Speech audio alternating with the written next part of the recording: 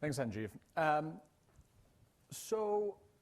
A fact about the machine learning age that is familiar to everyone in this room is that for researchers in applied domains, it is easier and easier to get access to lots of data.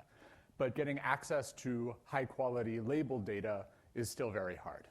And this is a theme that's come up a number of times in both theoretical works that we've talked about here, and is also a reality that people talk about in these applied fields every day. So I am from the statistics branch of the special year theoretical machine learning statistics optimization group. So I want to talk about one of the oldest studied problems in statistics, which is regression. But I want to talk about it from the perspective I just described, namely, what can we accomplish in regression when we have much, much weaker data than is classically assumed? So the classical story, which goes back, to Gauss, if not earlier, is this. The most studied problem in all of statistics. I have some outcome that I am interested in, and I want to know how that outcome depends on some other independent variables. So depending on your community, these are factors or covariates or predictors or whatever, but they're related to my outcomes via some function. And I want to try and understand what that function is like. Right? So I observe pairs of data, xi and yi, and I just want to come up with an estimate that's close to my original function. So there are a million bells and whistles that you can put on this. What sort of assumptions do I make on f? What type of function is it? What do I mean to have f hat close to f? I mean, this has driven a tremendous amount of pages, at least, whether or not there are a tremendous amount of insights. You can change a lot of things here in order to make the problem richer in various ways.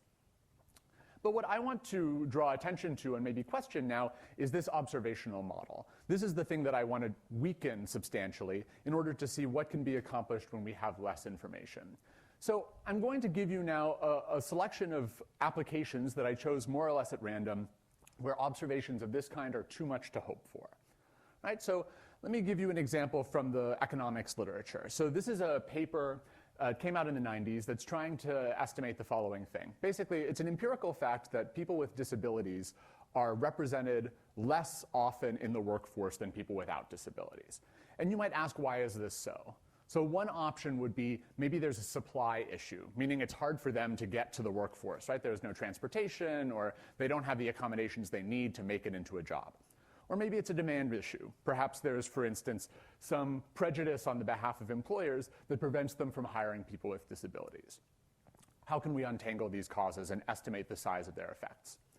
So this is exactly what this paper tries to do. It tries to estimate the relationship between supply and demand in the sense that I just described, and the participation of disabled people in the labor force.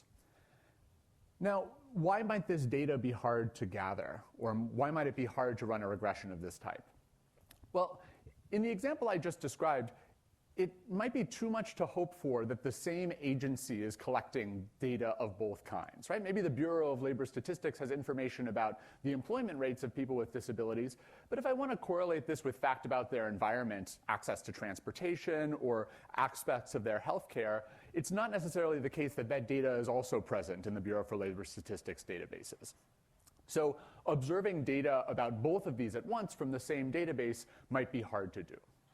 Okay?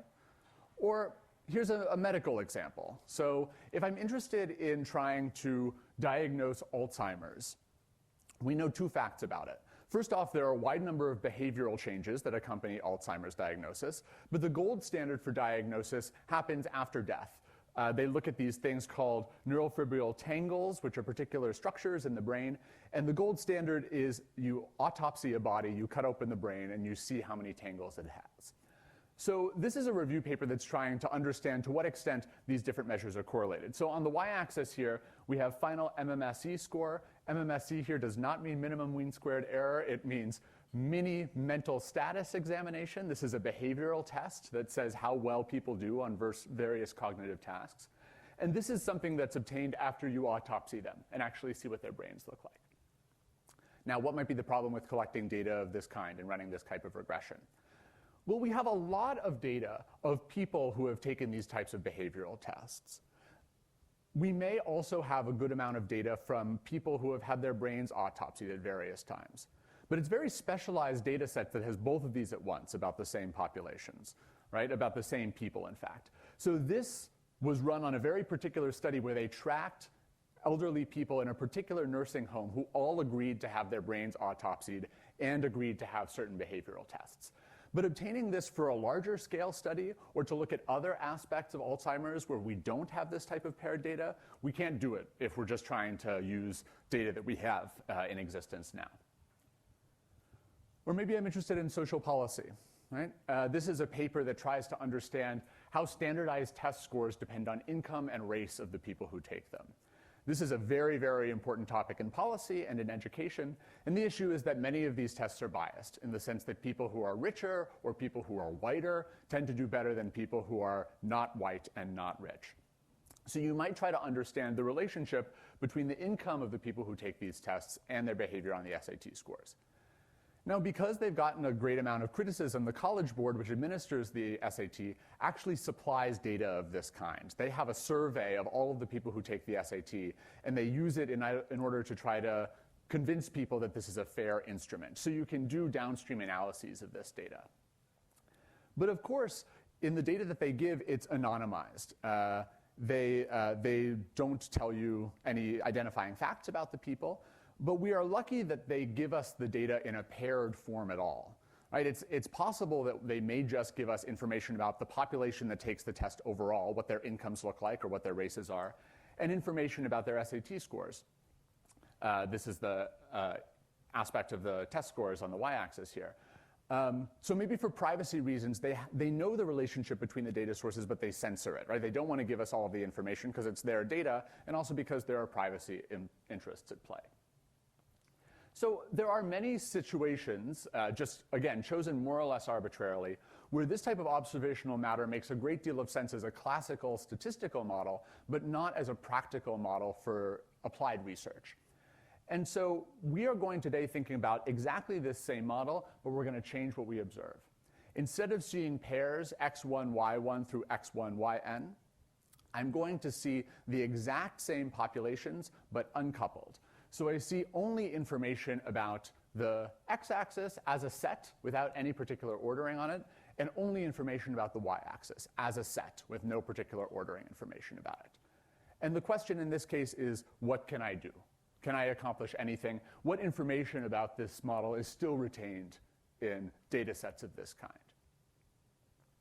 So this sort of setting has been actually something that has received a good amount of attention in the past 5 years. But it started in the 80s. The earliest citation I can find for this type of problem is from '76, and then there's a more statistical paper that came out in 1980, where de Groot and Goel proposed what they called the broken sample model. They had scalars, xi and y, everything is just on the real axis now, a bunch of xi's and a bunch of yi's, and they assume a model of this kind, some noise and some scalar rho here. They observe the unordered sets, like I just said, all of the x's and all of the y's, and they want to estimate rho. And so in their abstract for this paper, they have a very, I think, charming description of their results for this problem. Under these conditions, the estimation of rho is, as Samuel Johnson put it, like a dog's walking on his hinder legs. It is not done well, but you are surprised to find it done at all. So this is what they're able to say. You can't do this well, but you can do something. If I have this particular linear model, just multiplied by a scalar, I can estimate it consistently if I have enough data. And much of the work that is... Why did it take from 1980 to realize this? I mean, isn't that obvious? The fact that it's possible to estimate this consistently is obvious to me. They do more than just say that it is possible. They analyze the maximum likelihood estimator, they compute Fisher informations, and so on. I think the reason this was not done earlier is not because it was not possible, merely that I think people didn't realize that this was an interesting data collection mechanism at all. And so the question then was just, if we write down the standard statistical stuff, maximum likelihood estimation, and so on, what does it look like in that particular uncoupled model? But various people in the past 5 years or so have dived into this setting under a proliferation of different names.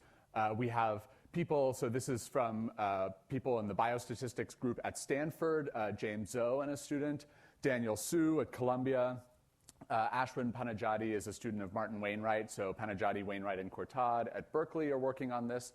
And these people are all thinking about this linear model that I just described, maybe with higher dimensions, yeah. So this model is concerned with the low-dimensional X, or it can be high-dimensional? Good, yeah. So in de Groot and Goel, they were just interested in univariate X. Some of these do low-dimensional, some of them do multivariate. And as I'll say now, I guess most of them focus on algorithms and heuristics for these problems. Some of them give statistical guarantees. There are some rates in this paper, but most of them are interested in the setting where I have a bunch of this data and I want efficiently to do some estimation with it. And a lot of them are focused also on a problem we won't consider, which is actually recovering the pairing between points rather than just estimating the facts about the regression function. So those are the types of questions they answer, some univariate, some multivariate. I want to point out also there's this unlabeled sensing community. People in compressed sensing have also looked at this a bit because they imagine they have a big sensor network, but it's too expensive for the sensors to coordinate with each other and give unique labels to their data. It's much more sensible that they all take measurements and then they all dump them in a centralized place and then you have to analyze it. So in that setting, one can think of this as some sort of sensing problem where there's an unknown permutation going on. The only people I know of who have considered the nonlinear version of this problem are Carpentier and Schlüter. Carpentier is a statistician, Schlüter is an economist, and they were interested in exactly the type of practical problem that I described at the beginning, where you have data that's collected by two different governmental agencies and you want to link it up. And they noticed that the linearity assumption is too strong. I mean, you can get by with much less than the linearity assumption. They say that the necessary assumptions for a consistent estimation in the setting they considered, where you have univariate data on both axes, is merely that the dependence function, the regression function, is monotonic. Because if it's monotonic, then it's uniquely identified no matter how I permute all of these guys. They're interested only in one-dimensional, so one-dimensional in, one-dimensional out. We'll talk about the multivariate case towards the very end. But they have, say, income on one axis and rent of your house on another axis. Monotonicity, though, is enough in order to get something consistent at the end, something that's identifiable. And I would say that actually this monotonicity thing is a reasonable thing in practice, too. In the examples we looked at, assuming linearity is very, very strong and not true. But many people in economics and social science are happy to assume monotonicity because they have some prior understanding that the average behavior of their coordinates should be increasing, even if they don't know the exact relationship between it. The more supply I have, the more labor force participation I'll have on average, and the more income I have, the better my SAT scores will be on average. Yeah, Sushant? So just clarifying, so if you do not know the nonlinear relationship, the purpose is to just clean up the data and actually correlate and give that, oh, here is a reasonable pairing of this data set denoise. Very good question. No. The goal is not to pair up the data and denoise it. The goal is just to estimate the regression function. So what does it mean when I'm working with a general nonlinear F? Do I need an explicit candidate family of F to work with? yes, and this candidate family will be increasing functions. Okay. Right? So I'll say exactly what we aim to do mathematically in a second here, and I think that will solve your problem. So just isotonic regression is the name for this classical problem where I restrict myself exactly to non-decreasing functions. So I have this model that I wrote up before. I have some data that I observe, and my goal is to find some non-decreasing function that estimates my original F. Yeah. For this type of uncoupled regression, is there any relation with the measurement error model? So when you measure X, and there are some errors, so this, by the way, you already like this term, the all Right. Yeah. Yeah, so this so-called like errors in measurement model is where I don't have perfect access to the x-axis. I have to measure that too, and I have some errors in it. One can sort of analyze that framework within this framework, but the results are a little bit different because in that situation, the natural thing to assume is that you have only small sort of local perturbations of your points, right? I may have some small wiggles that I'm not sure about. Here, we're interested more in the setting where it's impossible, these things are not connected at all, right? So if they're from two different databases, I don't even have small wiggles, I have no a priori connection between these two data sets. But there is a relationship there for sure. So in this classic setting, I see data points of this kind, and I want to figure out a function in this class that does a good job. For now, I'm just going to say, let's call this class script fv. That's the class of all functions of bounded variation on this interval that are non-decreasing. And I'm going to assume I have Gaussian noise, so this is easy to change. Yes? What about the situation driven from a practical motivation, the situation where some of the xi's don't have corresponding Great. y's and the opposite? Yeah, that's a great question. Some of the papers that I mentioned in the linear case deal exactly with this problem. Actually, we can handle that case as well for free. So we don't need the x's and yi's to be actually paired. We can have extra x's or extra y's, just as long as they're from the same distribution. Because the motivation you gave mostly, I guess, corresponds to that. Agreed, yeah. Most of the people who have discussed this actually consider the permutation case, where you have data and then permute it. I agree that the much more reasonable assumption in practice is that you just have a bunch of x's and a bunch of y's, and that we can handle. Yeah. Is it fair to consider isotonic regression as just a denoising thing under your presumption that the function is monotonic? Well, okay, so yeah, I guess so. If by denoising we mean right, let's get a good estimate for the f of xi. I agree. The thing that it's not the same as, which you mentioned in your previous comment, is I never expect to be able to say which yi corresponded originally to which xi. I just want to denoise on the x's, which is like coming up with this function here. So let me tell you what's known classically about this problem. So this problem, as far as minimax rates, it's known that this problem is actually not that much harder than linear regression itself, just from the perspective of statistical rates. So if I were doing linear regression in one dimension, I would expect my error to decay as 1 over n when I look at squared error. It turns out when I brought it out to this much, much richer class of isotonic functions, the only price I pay is n to the negative 2/3 instead of n to the negative 1. This is still quite nice, actually. Means that this much richer family is estimatable without too much of a change in the sample complexity of the problem. So these minimax rates, as far as I know, were first proven in this paper from the 80s, which is, I think, available only in Russian, but you can look at the formulas and it's clear that this is what they show, or at least for me, who doesn't know Russian.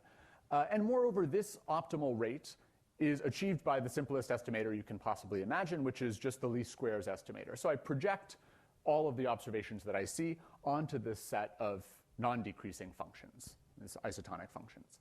Right?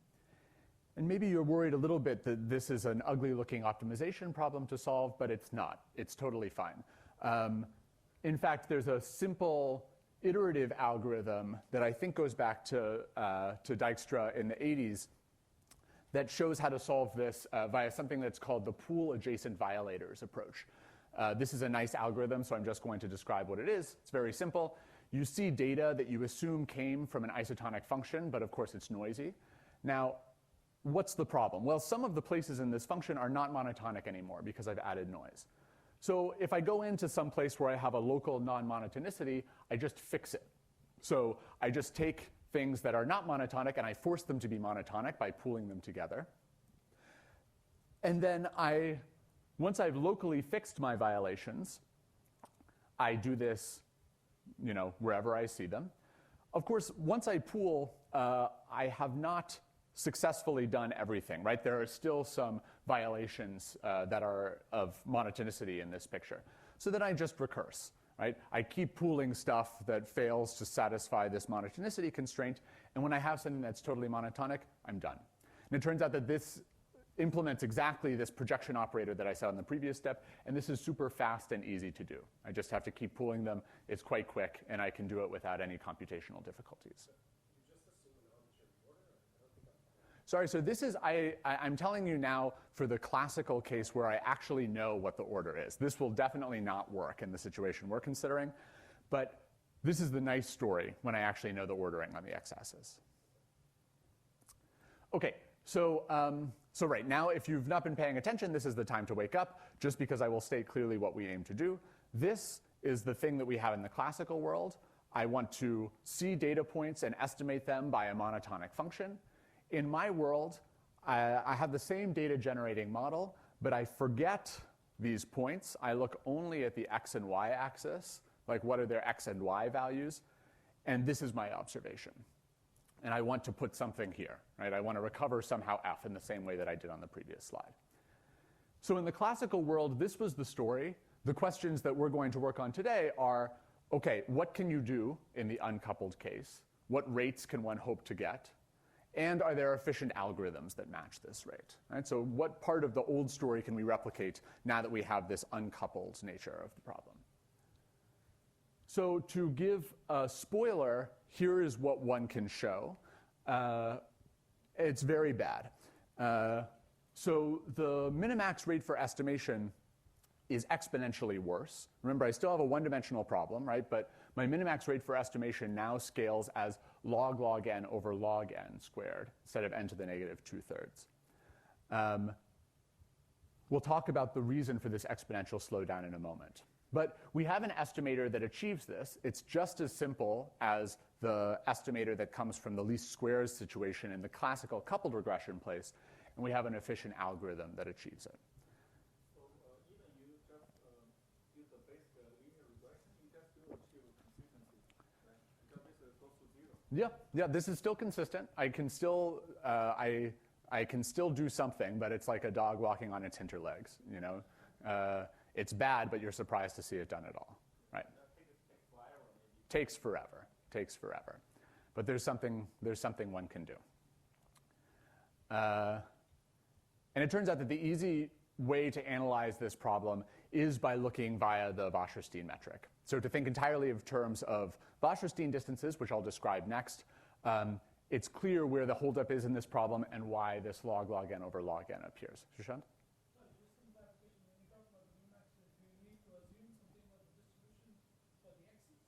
So for now, I have assumed that the x's are fixed design points. And this is for any fixed design points, or there exists a worst-case version of design points? Good. So it is for any choice of design points there exists. So on the lower bound side, for any choice of design points, there exists a function for which things are this bad. On the other hand, we do not have a lower bound. So our upper bound also works for random design, right? If I just take x's at random, the upper bound still holds. We do not have a lower bound showing that there is one function that saturates the upper bound in the case of randomly chosen points, right? So we have a worst case over design points, but for each design point there is such a function. Yeah, Boaz? While the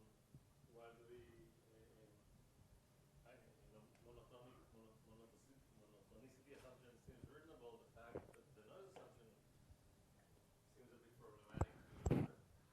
Does this result fall under other assumptions about the noise? So That it depends on x? that the noise is Gaussian, you're saying, or that the... It depends. Well, first, the two things. One is it has infinite support, but second, that it's the same regardless of x.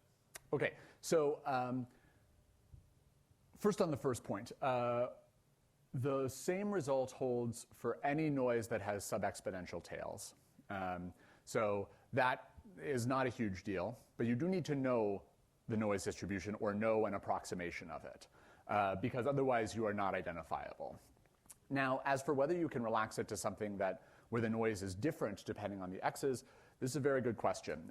There are some settings where our estimator will still work, but if the noise is super different across the x's and you don't know which ones correspond to which one, you have an identifiability problem again. So in other words, suppose that the noise, let's say, was uniform -1, 1. Yes. Would that give you better rates than log n? Great. Yes, so certainly, right? So it turns out that, right, the upper bound holds for any sub-exponential noise. The lower bound can be significantly better depending on the type of noise.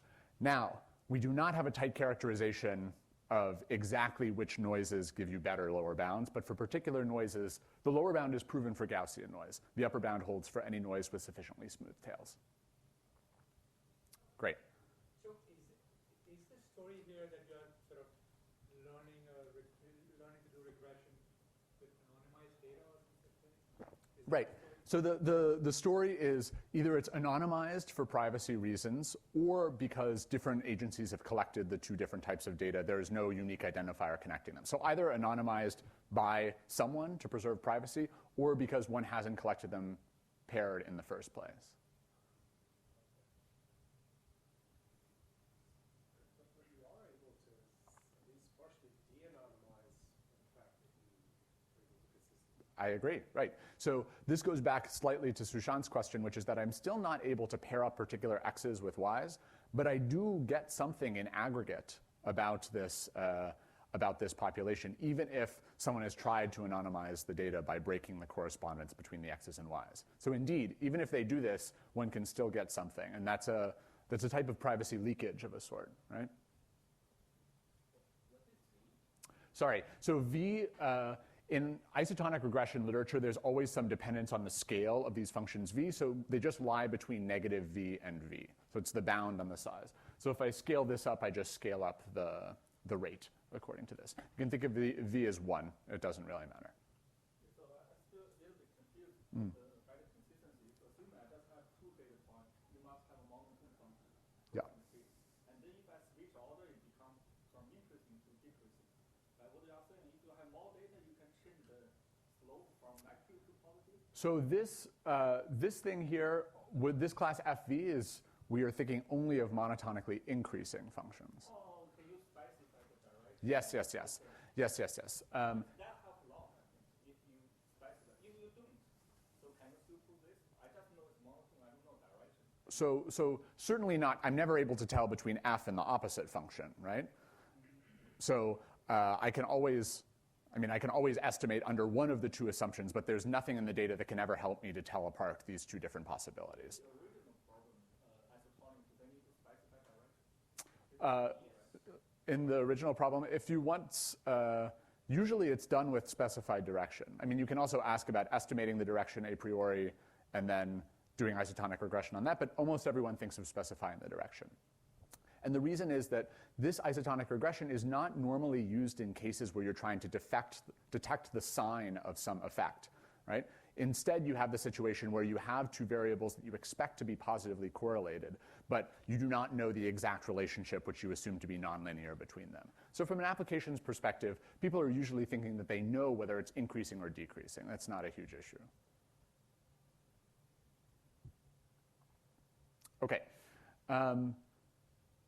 So let me just say where the Wasserstein metric shows up. A reminder of the definition if you haven't seen it recently. This is just a metric on probability measures on the real line, or more generally, any metric space. It's defined in the following way. I just say for any two distributions P and Q, let me define the distance between them by the smallest expected distance of a coupling of these two distributions. So I choose a random variable x, marginally distributed according to P. X prime is marginally distributed according to Q. I'm allowed to choose this coupling, the actual joint law of x and x prime, however I like, and I want this quantity to be small. So if you're thinking of discrete distributions, think of this as just a matching problem, right? I want to match the points in the support of my distribution in the cheapest possible way. This definition goes back to Monge in the 18th century. Modern refinements are due to Kantorovich in the 20th century. And people now work on it from the perspective of PDEs and geometry are key places where this shows up.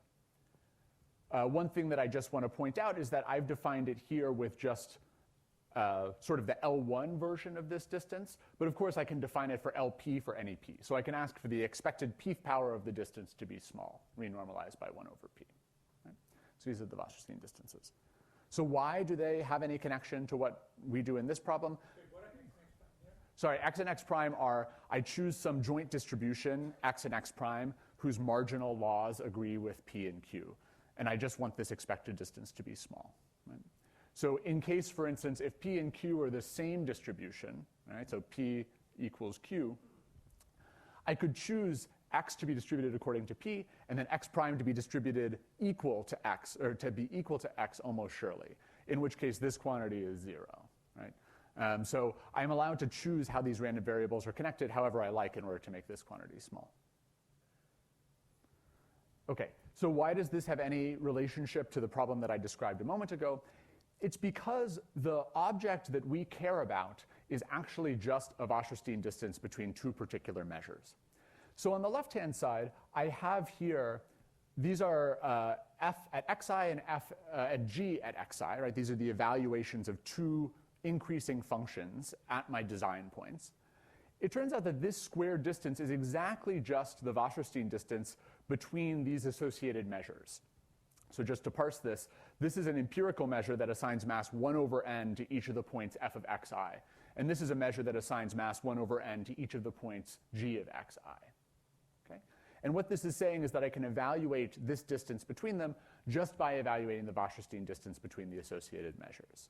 So why is this true? If I imagine that everything's on a line, then let the purple points be f of xi, f of x1, f of x2, f of x3, and so on. And the orange points are g of x1, g of x2, g of x3, and so on. Right? These are two increasing functions, so the points within the purple and within the orange are in order. Now, if I want to measure the Wasserstein distance between these two things, I have to ask, what's the cheapest way to pair up these points? If I want to couple these two measures together, how can I most cheaply transport the mass from the purple to the orange? Well, the answer here is clear. I should just do it in a way that matches the first with the first, the second with the second, and so on. Right? It never helps me to swap any two of these. Best thing to do is just match them up all along the way. But if I pair them up, then the square distance between them is exactly just this thing. Right? So I have f of x1, g of x1, f of x2, g of x2, and so on. So these measures on the right-hand side exactly encapsulate this distance here. Right? There's nothing deep going on here. This just says that these increasing functions, I might as well speak of Wasserstein distance between measures. Because these measures are going to be important later, I'm going to call them pi f and pi g. So what I mean by pi f is just the empirical measure that has f of x1, f of x2, f of x3, same with pi g. And I'm just going to work with measures that look like this. Okay, so what's the idea for how we're going to solve this problem? The key observation, and this is where the slow rates come in, is the following. Let me look at one of my data points, yi. Right? I know secretly in the background that this is equal to f of xi plus some noise. I don't know which xi this is. But yi itself is equal to something f of xi plus noise. So if I just look at yi, marginally, I claim this is its distribution. So it comes uniformly from the set of possible f of xi's. I don't know which one it is. And I've convolved it with the distribution of my noise, because xi is independent of the permutation that I have of the f of xi. So marginally, yi is distributed according to this convolution. So if I want to get a good estimate of f, I might as well just find some distribution pi so that when I convolve it with noise, it looks like the data that I've seen. Because I know marginally each of these guys is indeed from the distribution pi f. And what will I mean close here? How will I find something that's approximately the same? Well, I already know what error metric I should care about. Let me just choose whatever function gives me something that's closest in Wasserstein distance to the data that I observe. All right? So this is my estimator.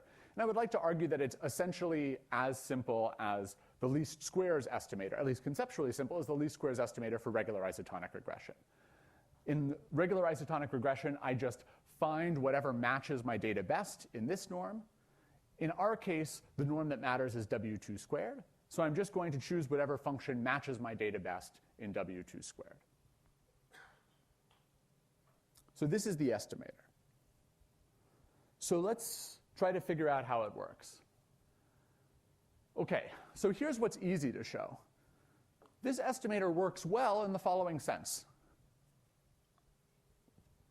Okay, I choose the f hat that makes this distribution close to my empirical distribution, but this empirical distribution is just going to be close to the 2 distribution pi f convolved with d. Right? That's just some law of large numbers for the Wasserstein distance. So if I choose the thing that minimizes this is a standard sort of ERM type proposal. The expected Wasserstein distance between this and this is going to be small. Decays, say, polynomially in n. N to the negative 1/4 is the best that one can say in general. Not great, but not terrible. So this is what is easy to show. But remember, the thing that I claimed is that this is the best we can do. And so all the juice of the problem comes into the following question. Given a bound like this, how does one extract a bound like this? It's a type of deconvolution problem in the Wasserstein sense. I need to remove the effect of this noise. And what's surprising about this, and implicit in our lower bound is that this analysis is tight, is that there's like an exponential blurring that's happening here. I can have measures whose Wasserstein distances when I convolve with a noise distribution is close, but they're exponentially farther away when I deconvolve, right? So this is a contraction going from this to this, and this shows that it's a very big contraction, right? It can contract a lot.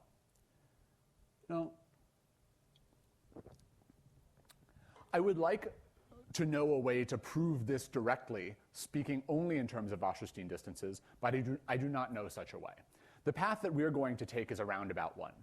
We're going to show that anything that matches up here must have moments that agree, and that if the moments agree, the Wasserstein distance must be close. Turns out that one of these is very easy, the other one is slightly more challenging. So what's the easy one? Yes? Does it work to just go to the Fourier domain because then you don't want to become negation? Right. So great. So one thing, right. So the standard approach to deconvolution is to pass to characteristic functions, and because then you can just divide or multiply by your noise distribution and get back your original distribution. So it turns out that one can do this for this setting, right? I could just take these guys and I could do some standard stuff by multiplying by something in the Fourier domain in order to remove the noise d. We cannot get exactly tight rates if this is the metric that we care about in terms of recovery. One can do this, but the rates that one gets are not quite this good. I mean, this is bad, but the rates are not quite this. I think just because there are some technicalities in the analysis. But yes, this is something that one could also do to deconvolve in this setting. It's just a question of whether this is the exact rate that you get from such a proposal.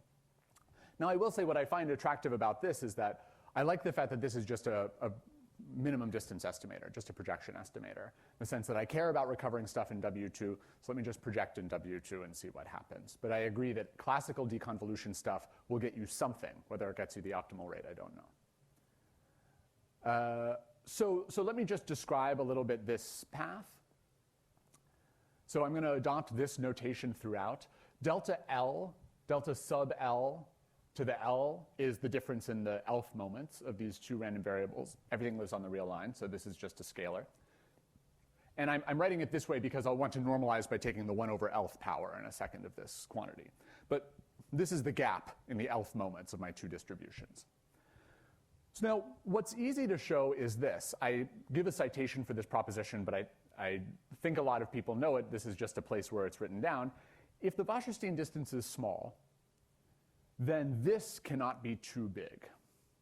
Where it cannot be too big involves some exponential dependence on L, but cannot be too big. So why is this the case? It's quite easy to see. Let me just express, before I take expectations, an identity involving the random variables x and y. So if I expand this thing, then I can bound the difference of the elf powers of x and y by something that looks like just the difference between x and y and something where I pay for the size of x and y. Right? This is like a Taylor expansion, basically. Now, here, I can take expectations on both sides using any coupling I like between x and y. Right? Because the left-hand side is linear. It only depends on the marginal distributions in x and y. And then I can apply Cauchy-Schwarz. So if I have the expectation of these guys, then by Cauchy-Schwarz, I have a bound of this form. Again, I've taken expectation with respect to any coupling I liked. So let me just choose the best one, the one that makes W2, the one that achieves W2. So if I plug a moment bound for x and y, again, the assumption is that they're sub-exponential, so I have some exponential moment bound. Into this, I get exactly something that looks like this. If the Wasserstein distance is small, then this is not too big. So far, so good. Now, the hard part is what comes next. So it's giving a little bit of meat to the following type of claim. If the moments are close, then the Wasserstein distance must be close.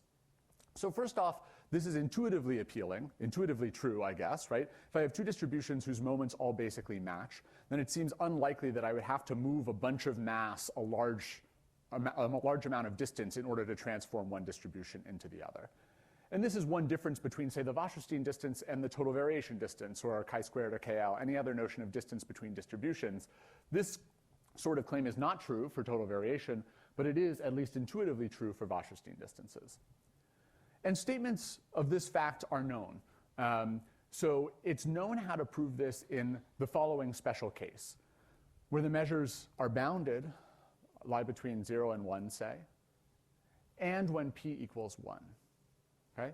Both of these are very important restrictions because we need to lift both of them if we're going to make this work. But why is it possible to prove it in this case? The ingredients are the following. In fact, the W1 distance, which again is just defined as this way, has an attractive dual formulation in terms of a supremum over Lipschitz functions. Right? So I can always write W1, this is a theorem, this is Kantorovich duality, as a sup over Lipschitz test functions. Now, if mu and nu are bounded, they lie on an interval, then I can approximate Lipschitz functions uniformly by polynomials on that interval. So if I instead replace the sup over Lipschitz functions by polynomials of certain degree with coefficients not too large, then I can employ gaps between the moments of these two in order to conclude that the Wasserstein distance must also be small. So the two ingredients here are the dual formulation for W1. We don't have this for WP, or at least not in this form, p greater than 1, and uniform approximation by polynomials. This is not going to be easy to do when I have unbounded measures, which if I have Gaussian noise, I naturally will have measures that lie on the whole real line. So we need some other approach in order to get a result of this kind. But it turns out that we can show something that's reasonably general that recovers the known results for bounded measures and for p equals 1. And it's a relatively simple statement. It looks like this, that if I have two measures, and now we need some sort of boundedness assumption of some sort, but now instead of being bounded, they just have finite moment generating functions. I have a bound on the WP distance for any p I like that's of the following form. I pay linearly for p, not much, and then I pay for gaps in the moments. So just to parse this for a second, remember that delta L is the renormalized, it's the 1 over Lth power of the gap between the Lth moments of the two distributions. And I'm doing this by 1 over L in the denominator. So what this is saying, for instance, is if the first k moments match, and I know the remaining moments are not too big, then I can bound this quantity, say. Right? So this actually is what recovers the known results for bounded random variables. But it applies in more generality too. The only proof that we were able to find of this is a little bit ugly. In order to bound the Wasserstein distance, you need to exhibit some coupling between these two measures so that the expected distance is small, or at least that's the only proof that I know of. So we need to exhibit some coupling between these two measures given only knowledge of their moments. And so the trick turns out to be to carefully smooth these measures by convolving them with a particular density. So I convolve these measures with a particular density, and it turns out that this density gives us the control that we want. And you might ask, why this density? Why not, say, a Gaussian, or something that seems easy to handle? It turns out that if you use a Gaussian here, you get L squared in the denominator instead of L. So to get the tight stuff, you need to carefully choose something that has the right tails and the right smoothness near the origin. This is a characteristic function property like Boas mentioned. Because we're dealing with deconvolution, we need to get both the tails and something about the growths of derivatives near the origin. And it turns out that this is the best of both worlds. So okay, here's what we have.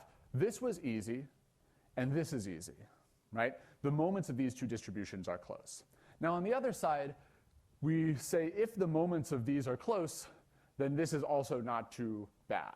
Right? This is the content, more or less, of what I just showed you. And then closing the loop is simple too, right? If the noise has nice enough tails, and if the moments of the convolved guys are close, it can't be too bad when I deconvolve. Now you ask, where does the fat come in here? In the sense, like, where do we go from this polynomial rate to this log n over log n? And the answer is the fat is everywhere. So you lose L to the L here. That's unavoidable. You lose another factor of L to the L here. That's also unavoidable. And here, you lose an extra factor. It's not of L to the L. It's of a different flavor, but you lose a lot here, too.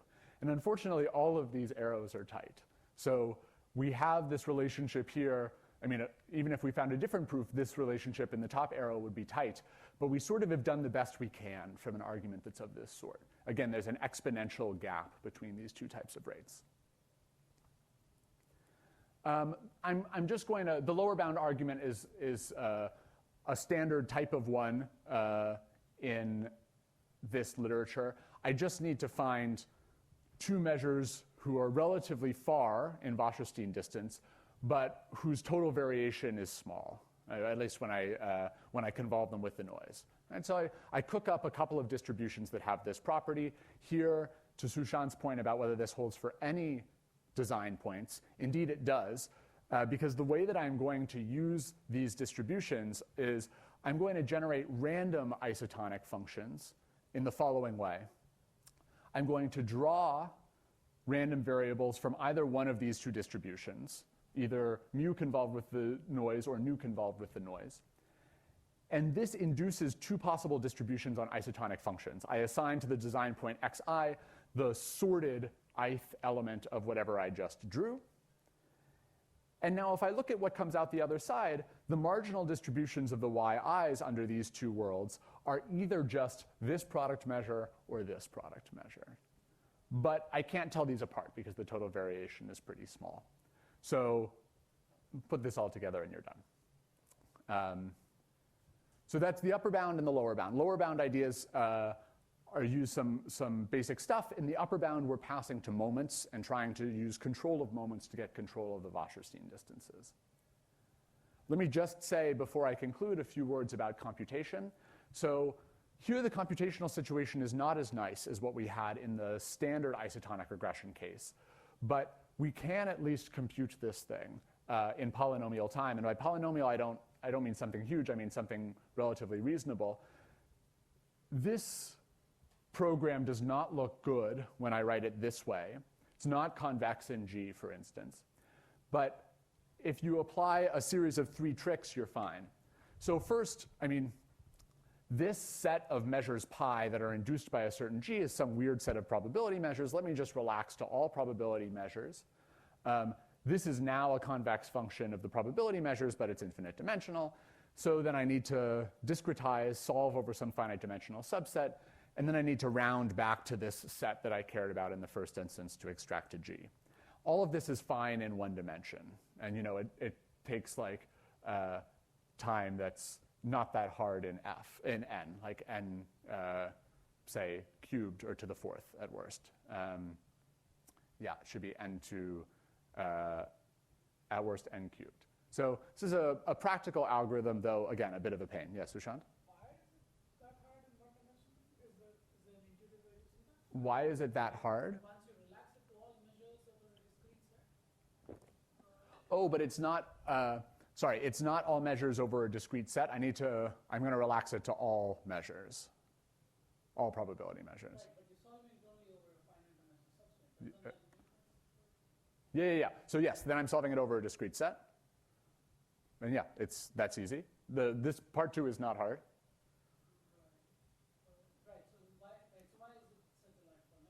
Oh, n cubed, I see. Oh, it's because I need to discretize fine enough so that my error does not accumulate too much. All right, so I blow up, when I solve over this finite dimensional subset, I need to choose a particular discretization, and I think that discretization has to be about at order n squared. So this is a lot, and then I'm willing to pay a linear or an extra n factor in order to do the rest of this. This is off the top of my head, but it's not too bad. The problem is that I need to discretize at a scale that depends on n. So. Okay, I'm going to, let me just also say, so this goes back to Boaz's question about other types of estimators for this problem. One is going to the Fourier domain and using some classic deconvolution ideas. Let me just give you another perspective that I think is nice for this problem. So I'm going to define the following quantity. So remember that the Wasserstein 2 distance was just this thing. I'm using this notation to mean the set of all possible couplings between the two measures. So this thing is what I define to be the Wasserstein distance. I'm going to define a variant of the Wasserstein distance that has here an entropic penalty. So what I mean is I just want to, this is literally just the Shannon entropy, and I want to prioritize high entropy solutions to my problem with a particular scaling that depends on some sigma squared that I choose. Okay?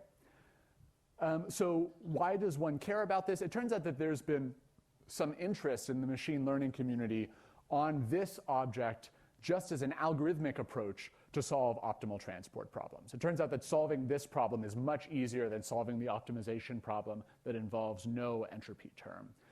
This regularization helps a lot. So this was repopularized in the machine learning community by Marco Couturi in a NIPS paper in 2013.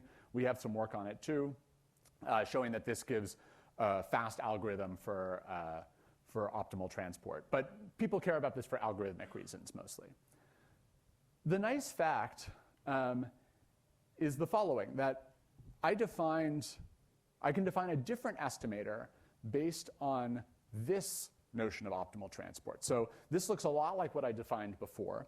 I'm not convolving with the noise anymore. I am just comparing this measure pi g, which is the induced measure of my increasing function, against the data that I've seen. But I'm using this regularized version of optimal transport. And it turns out that this is the maximum likelihood estimator. This is the content of the theorem. The maximum likelihood estimator for this problem is exactly the projection of my data onto this set in the sense of entropically penalized Wasserstein distance. Sorry, I'm confused. Yeah. I would have thought that for just mapping the Wasserstein distance, what you were doing previously, you expect your coupling to actually have low entropy. You match 1 point to one of the The thing that so the coupling that I have,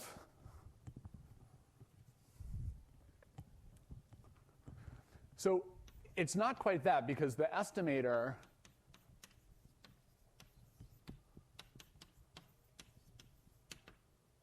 was this. Right? So I started off with a discrete measure here, but the estimator I wrote down said convolve everything you see with Gaussian noise, and then just match that with your guy, right, with the thing that you have seen. So, and that's actually a feature, not a bug. Like I don't want to, the wrong thing to do in the problem that I described, if I just tried to match without this noise and match up one observation to one observation, this is always just going to sort the points that I saw and return the function that agrees with those sorted points. And that is not a consistent estimator. It's not going to work. It's important that you convolve with the noise here. So this is some continuous distribution over here. And its entropy is a little bit hard to think about. I mean, I need to write down carefully what I mean by entropy in this case, but it's not the case that I'm matching up 1 point with 1 point.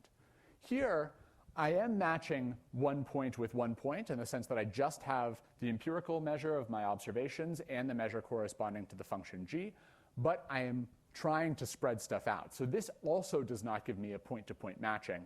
It gives me some probabilistic assignment of these points.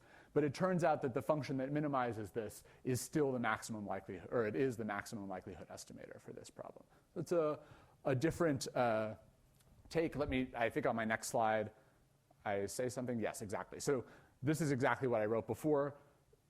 I can either put noise here, or I can put regularization here. One is the estimator that we analyzed via a moment matching approach. The other one is the maximum likelihood estimator for this problem. They both are, have a similar form when you write them in this way. OK, so that's the story for uncoupled regression. We know what the minimax rate is, and it's terrible. But it's achieved by something that looks just like a projection estimator in the same way that we had a projection estimator for the standard isotonic regression problem. We can relax this to something that achieves the optimal rate and is computationally efficient. And as I said, the analysis of the upper bound extends to anything which has sub-exponential tails. So this is actually also a difference from the classical deconvolution literature. Tail assumptions are not that common in deconvolution world. Normally, people care about smoothness assumptions on the density. It turns out that this estimator works for anything that has good enough tail behavior. And I just stated this for L2, like for the 2 norm here. But because we have this master theorem that says moments correspond to WP control, I can put any P I want here and just pay a factor of P up front. And just so in my final minutes, I'll just tell you where we go from here. I think that there are a lot of questions about this that we don't know the answers to yet that I would like to understand better. So I think the most natural one and the most interesting one from the perspective of applications is how to integrate coupled and uncoupled data. So this, I mean, the setting where I have a bunch of uncoupled data, right, this population level stuff, but I also have some precious coupled data, right? And I want to do the best of both worlds. I want to use this uncoupled data to help me with this coupled data and vice versa. So we have an algorithm, a nice algorithm for this problem, but we don't know whether it achieves sharp rates. But this, I think, is an attractive setting for this problem. That's sort of a semi-supervised variant of this problem. Then there's the multivariate question. There were questions about multivariate functions earlier. The thing that's easiest to handle are coordinate-wise increasing functions from RD to RD. I mean, these are handled by basically the same methodology. And I choose this particular form because these at least are identifiable, right? I can actually identify F from information of this kind, this uncoupled information. Many of the natural models you might write down are not identifiable under this uncoupled setting if I have totally shuffled data. But maybe there's a nice, more general model that's less restrictive than this, under which we can still say something interesting. So that's something that I would like to understand better. So no, it's flipping of the coordinates, but even there are things like, if I have something that's increasing in all directions, I can do some weird measure-preserving transformation of my original space, like that totally scrambles everything. And there are situations in which that can lead to the same regression function. So you have these weird edge cases that you want to get rid of somehow. So a stronger assumption on F is one way to do that, but maybe there's something better. I also think that the adaptive version of this question is interesting. This is something that I would like to understand. And it's quite practical in applications, especially in medical contexts. Like maybe I have a bunch of these uncoupled data points, and I would like to know, I have a limited budget. Where should I do a study on what type of people in order to improve my estimation as much as possible? So these adaptive questions tend to be a little bit challenging in settings like this, but it's a natural extension of the integrating uncoupled and coupled points where I have some choice over how these points are drawn. And that's all I wanted to say today. Thank you very much.